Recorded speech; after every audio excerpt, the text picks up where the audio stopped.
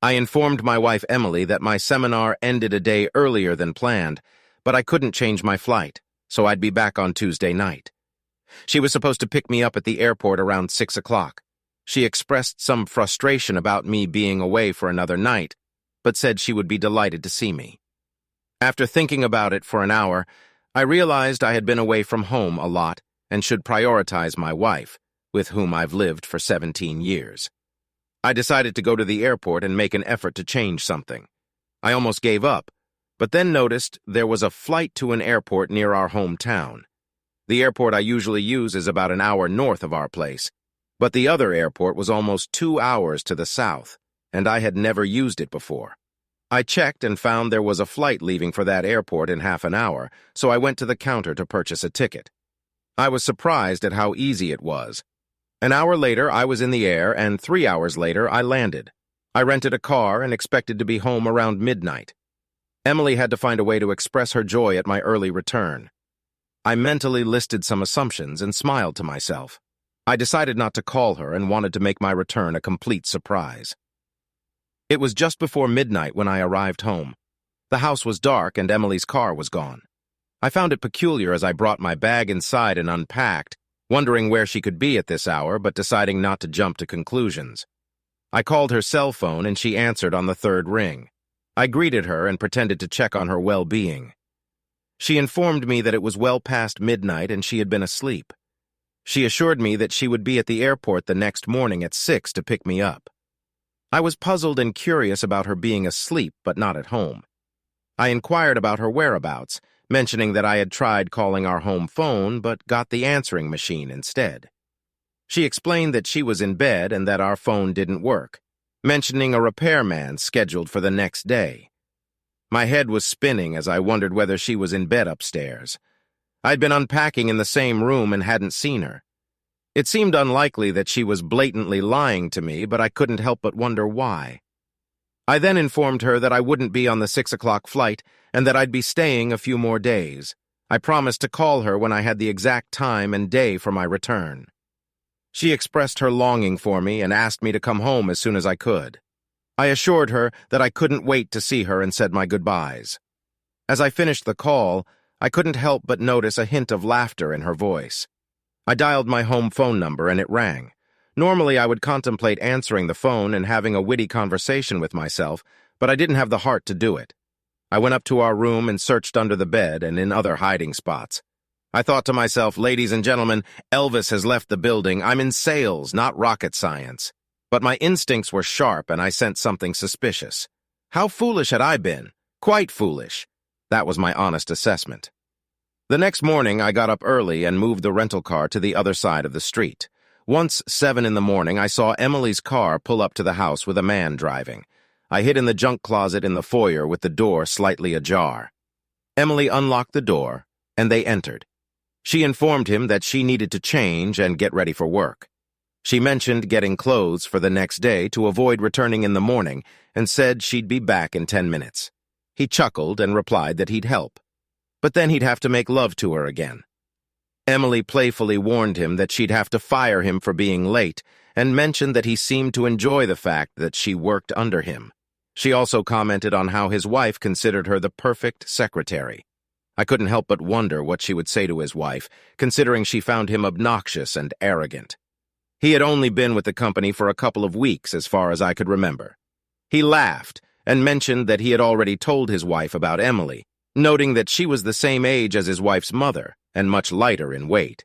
He joked that when his wife saw Emily, he'd have to fire her anyway. He then added that he had informed his wife he'd be house hunting that week and might not be away from the hotel for a couple of days. Emily rejoined them and they shared a laugh. She looked stunning and her boss was named Mr. Boss. They embraced and he gave her a slow, passionate kiss. I felt tempted to grab an umbrella from the shelf and voice my disapproval. He suggested that she spend the following night with him, going out for dinner and returning by 8 p.m. He mentioned the possibility of showing her the lodge after talking to the owner. Emily recommended the idea and playfully asked what kind of tour he would like, adding, "What if my husband comes home early?" His name was Jeff. Jeff reassured her, mentioning that I would call him to arrange a pickup at the airport, giving him a day's notice. He emphasized that if I didn't call today, I wouldn't be returning home tomorrow. Emily found this satisfactory and replied, suggesting that I was a SEAL and that in the unlikely event of any issue, I'd probably offer Jeff a beer and apologize for any inconvenience. Jeff, in turn, suggested that I sounded like a pushover and that his wife would be furious and potentially cause him trouble if he cheated on her.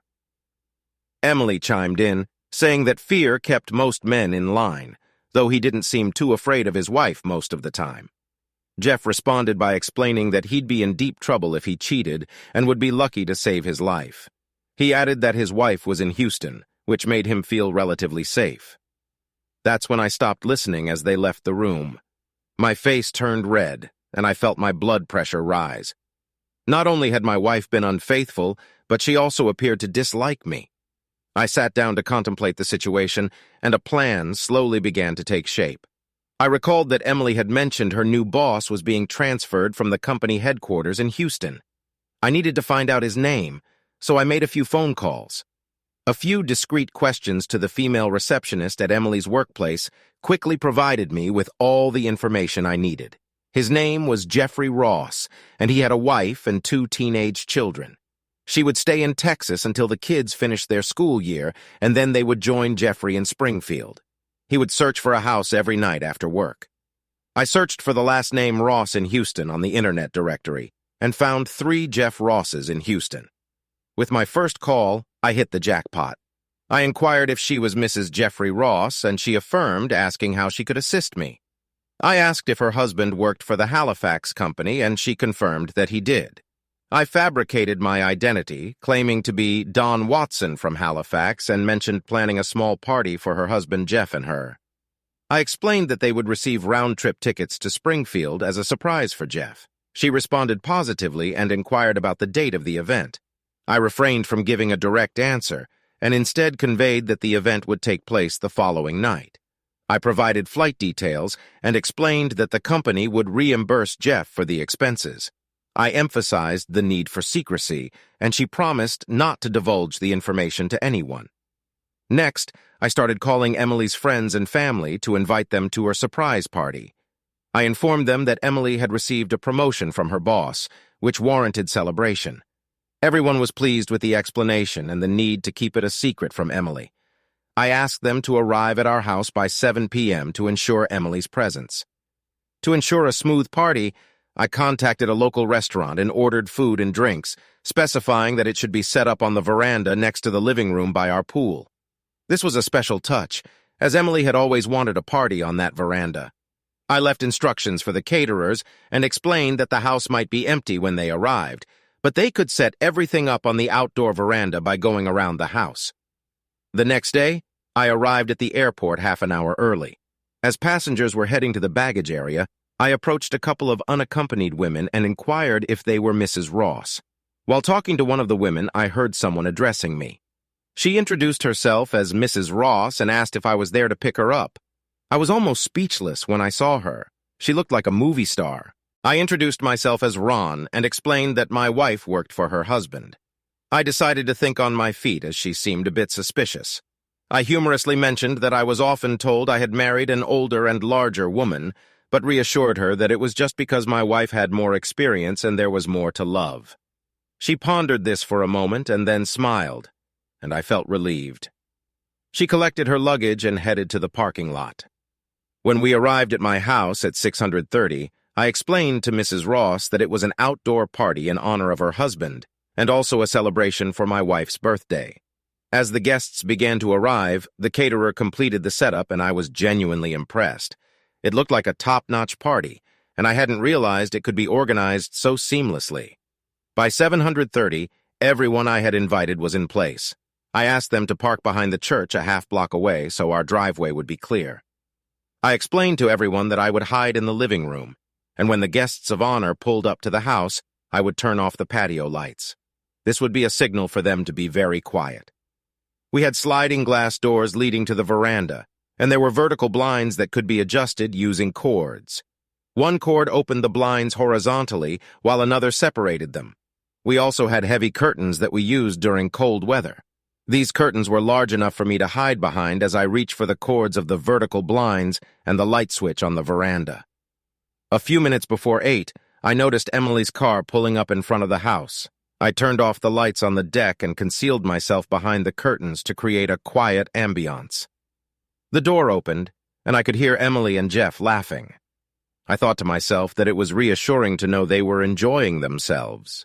Jeff, in a light-hearted manner, expressed his eagerness for some private time, mentioning that they rarely had a moment alone. He helped Emily remove her dress, revealing that she was wearing only a thong. They both seemed to be in high spirits as Emily playfully took off her thong. She commented on Jeff's constant playfulness, and he pushed her onto my chair and their liaison began. Carefully, I turned on the light. Emily was taken aback and demanded an explanation for my presence, her question appearing somewhat simplistic to me given the circumstances.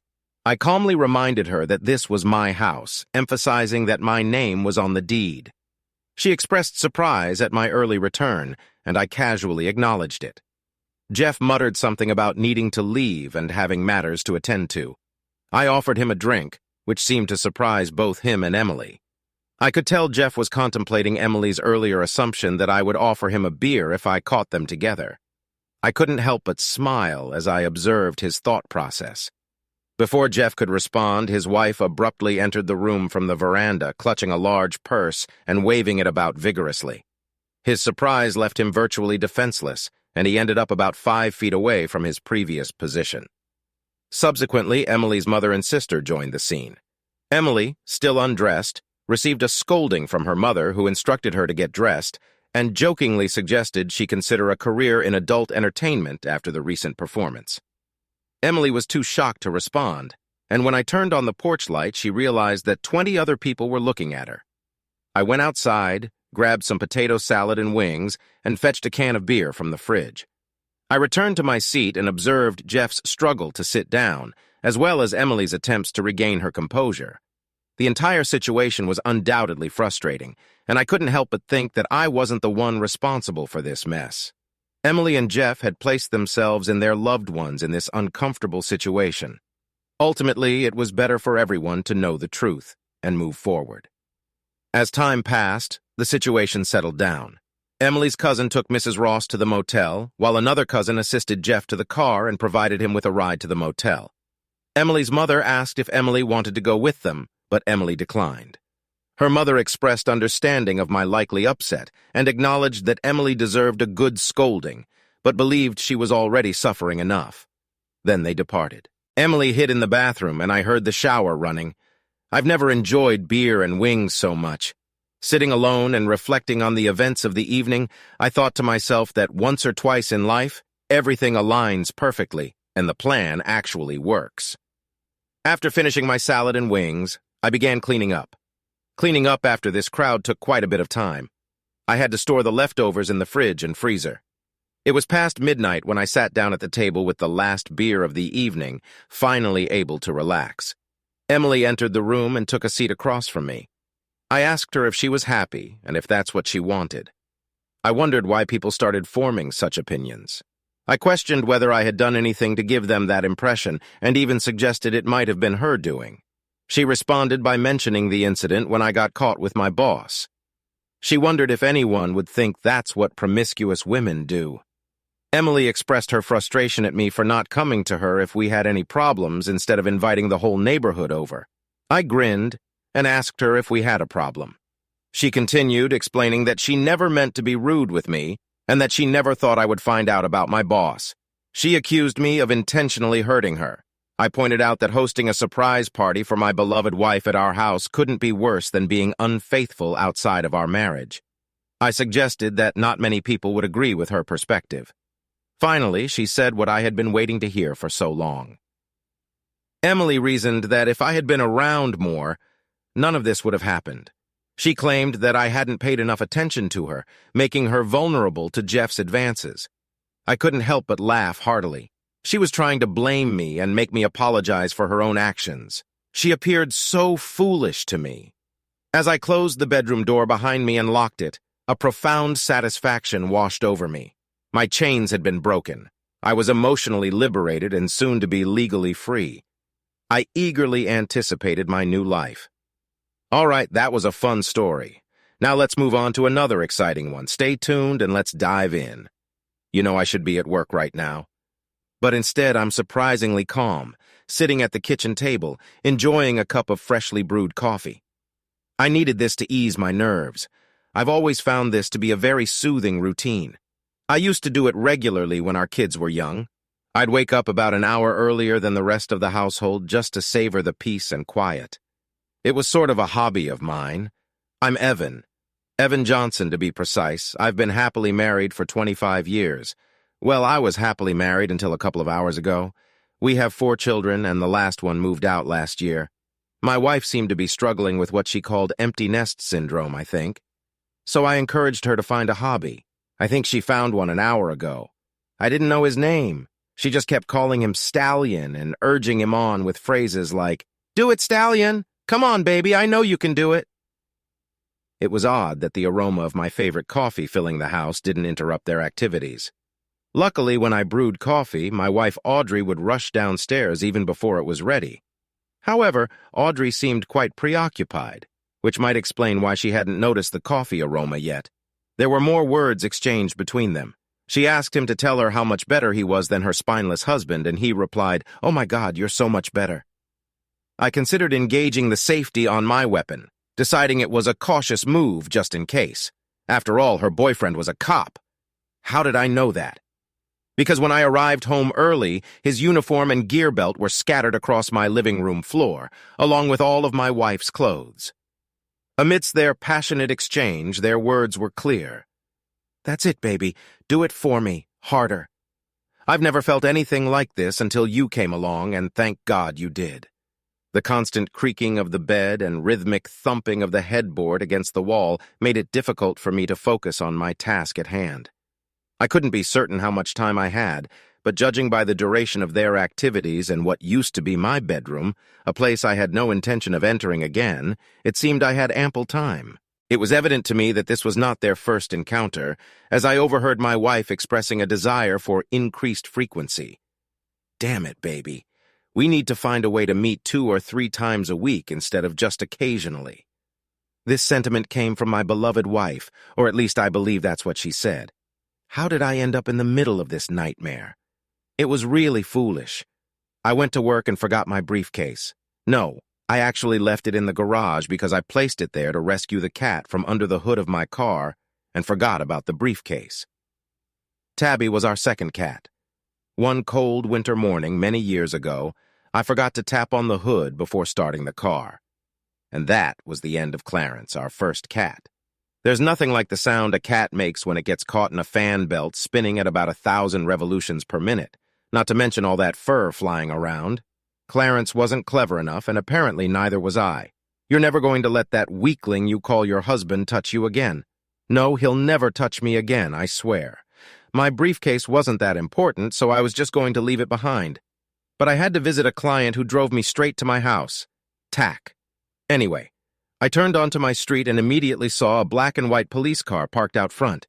I felt like someone had stabbed me in the heart. I assumed something terrible had happened to my devoted wife. I pulled into the driveway, nearly hitting my wife's brand-new silver Lexus LS sedan. Her plaster garden gnome wasn't so lucky. I didn't even close the door and ran into the house. That's how I ended up here, drinking coffee. Take me now, stud. Make me feel good. God, I've never felt anything so good. It was very unpleasant, and instead of coffee, I really wanted whiskey. But I figured I'd still need a clear head. I had to admit that their passionate screams were very disturbing, and seeing it was even worse. But I had to see it, if only to get the necessary video and audio.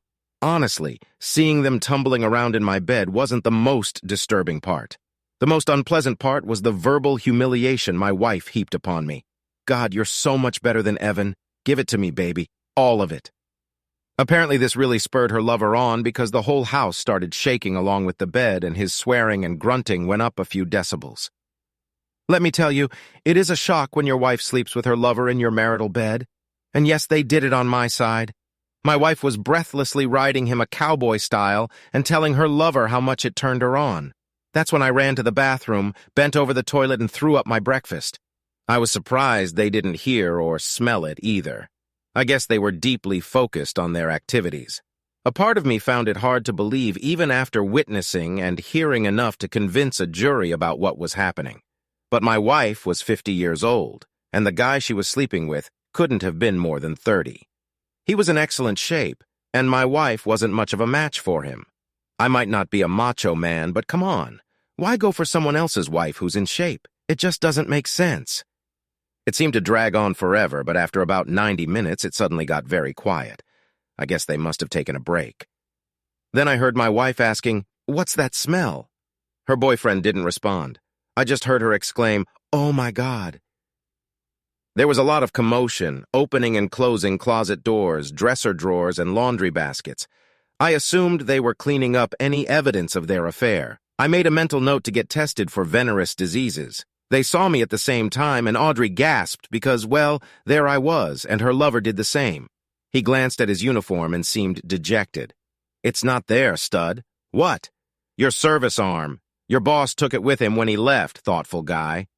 He almost started to disappear right in front of my eyes, and then I saw his lips quiver in desperation. He dropped to his knees, losing the sheet in the process, frantically searching through the pile on the floor. He took this too. I think he called it your throwing arm. I guess what really upset him was the fact that the serial number had been removed. That's like 5 to 7 years right there. Former Officer Stad Johnson looked crushed by this revelation. Like I said, he's a thoughtful guy. We had a nice chat while you two lovebirds were busy upstairs. Audrey quickly glanced out the window toward the street. Yes, he took the patrol car as well. Your boss mentioned you were providing security at the construction site. He was going to take your uniform too, but he figured you might need it when you leave here. But where was I? You could call your wife for a ride home, but probably not. She was too upset about that video. I emailed it to her. It was hard to understand what she was saying, but it had something to do with her father, who was the chief of police. How could you do that to your kids? She told me about them. You seem to have a nice family. Despite the situation, I was kind of enjoying myself at this point. It was like having a fish on a line, and I was just reeling it in. I'd ask my wife to drive you, but her car's been impounded. What? Audrey's? She let out a high-pitched squeal. The police impounded your car, Audrey, because there were a couple of ounces of unaccounted for marijuana in the front seat. Sergeant Mark said they usually just write a ticket if they do anything at all, but he felt they owed me something for all the trouble the police department caused me. Don't worry, he said. You can probably pick up the car in a few days after they've done all their forensics. Oh my God. At this point, she wasn't screaming. It was more like a sad moan, similar to a lonely hound howling at the moon. Well, officer, I think it's time for you to put on your uniform and leave. So he did. After he left, my wife finally regained her speech. Please, Evan, I love you. It didn't mean anything at all. It was just a fling or something like that. Oh, man, I wish you'd told me that sooner. I was worried you loved him and were going to divorce me. Now I feel bad. I overreacted, didn't I? You know I love you. Of course I love you, Evan. Why would you doubt that? Well, besides the whole infidelity thing, making love to your lover on my side of the bed and calling me a stupid idiot covered in crayon, there were a few other signs. Oh, honey, I never actually did that. It was just bedroom talk to get us in the mood.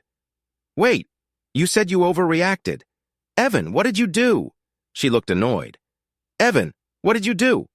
Up until now, she seemed to be in shock, but now she was clearly nervous and paying close attention.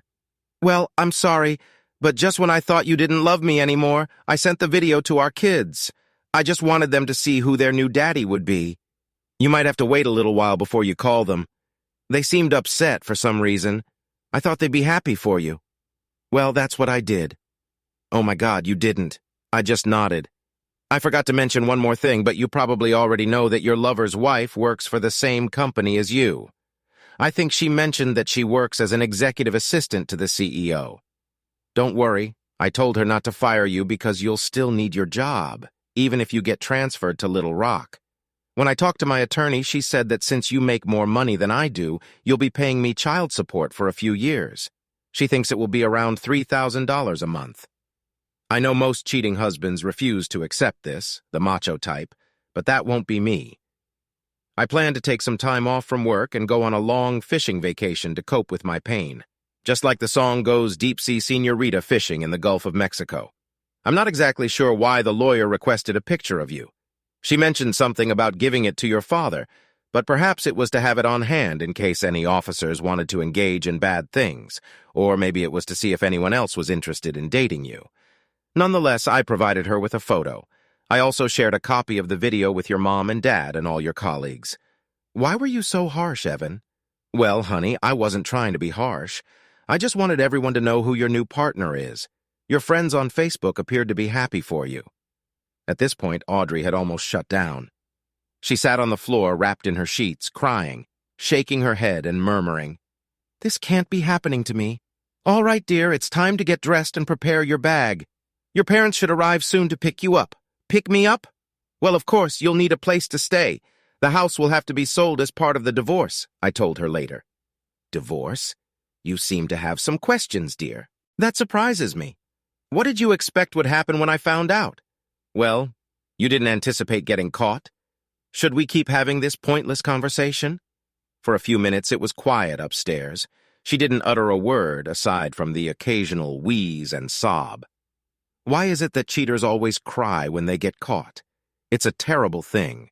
If getting caught is so unpleasant, then please don't cheat in the first place. About 10 minutes later, she came downstairs, dressed, but without her suitcase. Evan, honey, we're really... Then I heard the car of her parents pulling up in front of our house. Farewell, Audrey. As always, I held the door open for her, being a gentleman. All right, that was a fun story. Now let's move on to another exciting one. Stay tuned and let's dive in. That evening didn't go as expected. The house was eerily quiet and I couldn't find my wife, Helen, or our kids. Helen and I, Mike Lewis, have been married for 11 years. When I realized the silence, I noticed a note on the table.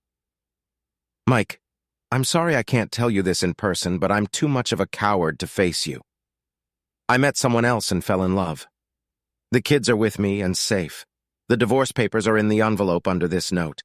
As you can see, I'm not asking for anything, Helen. Naturally, my day and my life took a nosedive within moments. I was pacing around the kitchen, swearing, going through the divorce papers, and finally slumping into a chair.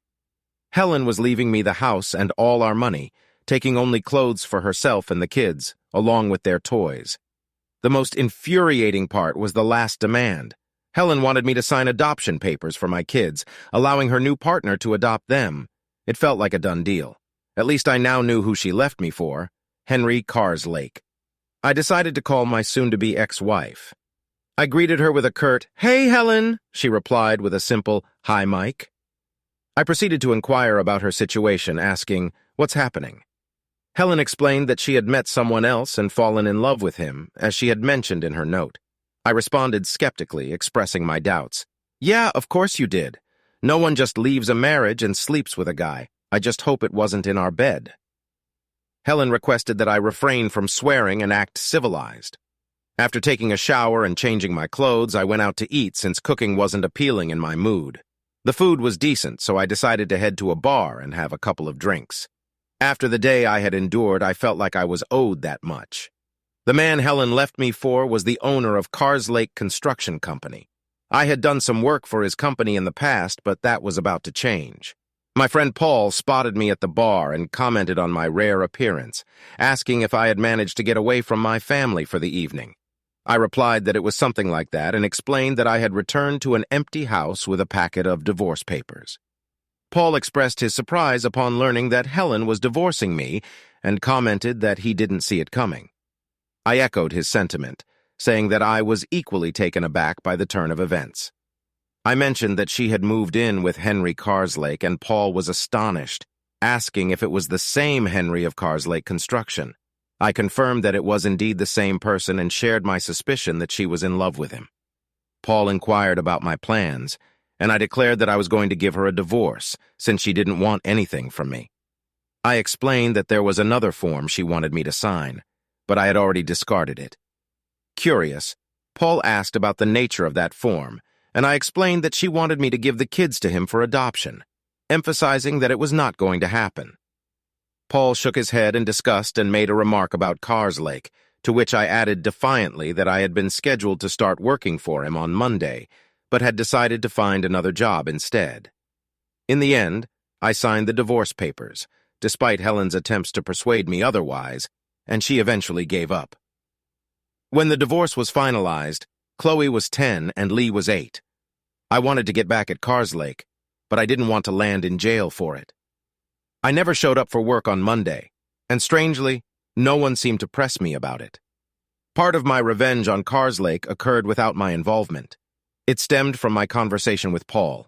Word got out and most local contractors refused to work with Carslake Construction. They saw how he had treated me, so they refused his projects. While Henry found other contractors, they were subpar, and the work quality suffered. After 6 months, my divorce became official. 3 months later, Helen and Govnyuk got married. I took care of the kids for a week while they went on their honeymoon. I didn't do it to help them. I just figured a week was better than the limited time I had on weekends. What bothered me was my daughter, Chloe's question. "Daddy, why did you send us to live with Mom and Henry?" "What? I didn't send you. Your mother took you because she doesn't love me anymore. If it was up to me, you could have stayed here." I responded, clarifying that it wasn't my choice and that I planned to discuss it with Helen. When Helen arrived to pick up the kids, she seemed tanned and cheerful. I told Helen to stop lying and urged her to tell the kids the truth. I warned her that if she didn't, I would. I mentioned that the kids knew I didn't ask her to take them in, and that I'd fight for custody if I could. Helen walked away in frustration. Life as a single man felt strange after being married for so long. Some friends tried to set me up on dates, but I didn't feel like dating. I wanted love, but wasn't in the mood for dating. Little did I know that my life was about to change. My neighbors were Gary and Emily, who had moved in just after Helen left. Their house was a good deal for them, but needed a lot of work. Emily worked as a secretary, and Gary was a retired army man. We got along well, and they seemed like a nice couple. Whenever we crossed paths, we had friendly conversations. Tragedy struck when Gary had a sudden health crisis at work. Paramedics and a doctor arrived quickly, but Gary was pronounced dead at the scene. The autopsy revealed he had died from a subdural hematoma. Emily was left in distress and alone. I offered her my sympathy, and since her parents were on vacation, I walked her home and poured us drinks. I listened to her as she sobbed and shared her future plans. Emily cried and fell asleep on my couch. I covered her with a blanket and slept in a chair in case she woke up during the night. The next morning, as Emily was leaving, Helen was dropping off the kids.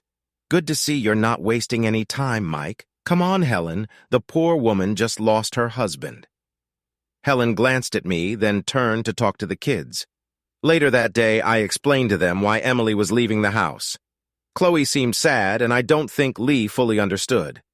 Emily later invited me to attend Gary's funeral, which I did. Thankfully, in the UK, mortgages are insured, so Emily wouldn't be left destitute. This was little comfort given her loss.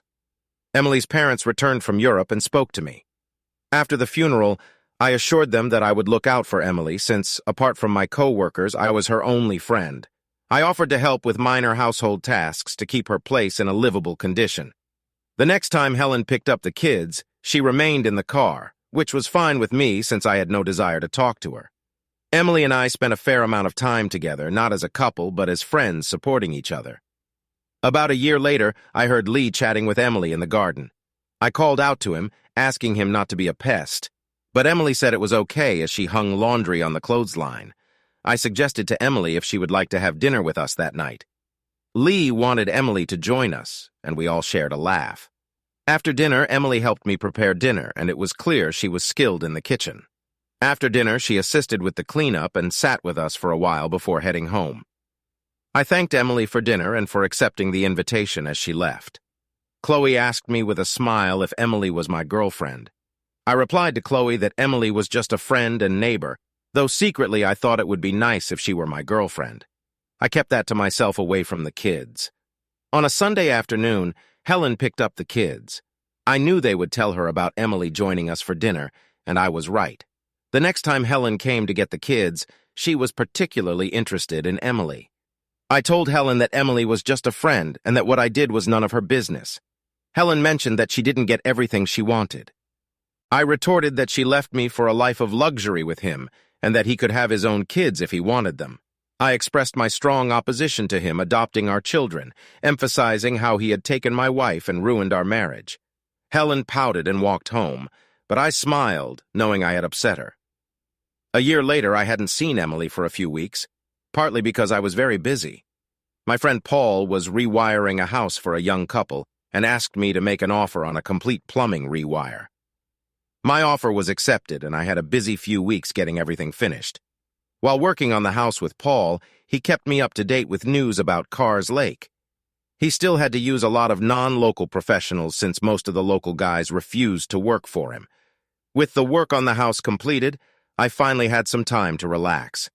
I decided to take Emily out to dinner. She agreed, and we set a time for Saturday night. When I walked in behind Emily, it took my breath away. She was a petite woman with a pixie-cut hairstyle.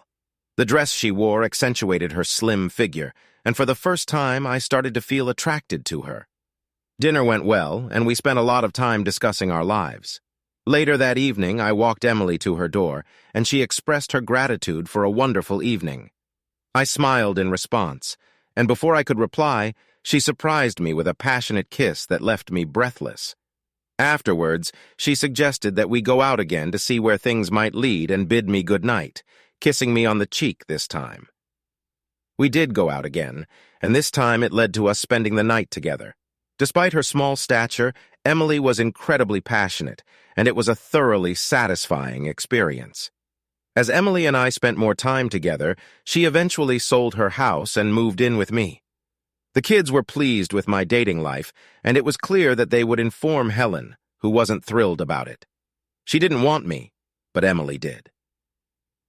A year after our first intimate encounter, Emily and I got married. When the kids informed Helen, she simply snorted and turned away. Emily and I went on to have 2 children of our own, Gary and Robert. My older children were now old enough to visit on their own, which reduced my contact with Helen. Years passed, and one day Chloe announced her engagement. Her boyfriend Josh had proposed the night before. As her father, I offered to help with the wedding expenses. Chloe explained that they initially thought they wouldn't need financial assistance, but Henry had offered to cover the costs with the condition that he would walk her down the aisle. Chloe refused, and Henry withdrew his financial support, leaving her upset. I was frustrated with Carr's Lake for his actions, and Emily suggested using the money from the sale of her house to cover the expenses. I hesitated, considering it was her money. But she insisted and encouraged me to inform Chloe that we would cover the costs. Chloe was overjoyed when I shared the news, and we established a budget that accommodated everything they wanted for the wedding while staying under budget. The following day, Chloe informed me that Henry was furious, and Helen was clearly unhappy.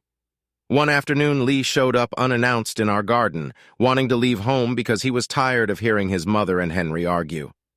Emily asked if they were still arguing about the wedding, but Lee revealed it was something else.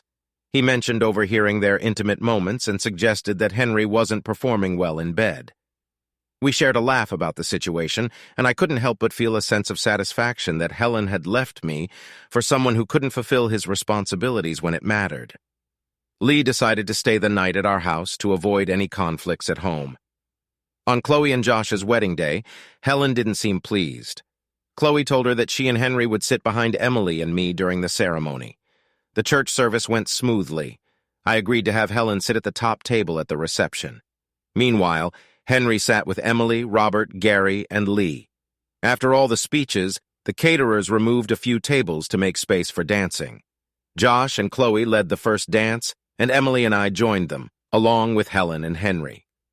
Later, we found ourselves at the bar, and Gary and Robert were sitting with one of Chloe's bridesmaids and her children. Lee asked Emily if she wanted to dance, and I encouraged him to go for it. Helen took the opportunity to approach me, clearly having had a few drinks, and I had a sense that this encounter might not end well. She began commenting on Emily and me, remarking how young Emily looked and how she hadn't aged despite being the mother of 2 boys. Helen then went on to criticize Emily's appearance, mentioning her weight and attire. I reminded her that we were divorced and she no longer had the right to comment on my life. Helen continued to make derogatory remarks about Emily, and I defended my wife, telling Helen that Emily was more of a woman than she ever was. I even hinted at my satisfying intimate life with Emily. Helen was left stunned as Henry joined the conversation. I pointed out to Helen that when she left me, she thought she was trading up for something better. And maybe she was or wasn't, but I had moved on. I had my own life, a loving wife, and 4 wonderful children. I walked away, leaving Helen and Henry to their own devices. Emily and I danced to slow music, and as we danced, she asked me about the exchange at the bar. I told her to kiss me, promising to explain later. We shared a kiss, knowing that Helen was watching. After breaking the kiss, I smiled at Helen, who turned away to order another drink. As I looked at Emily, I couldn't help but think that I had indeed traded up for something better in my life.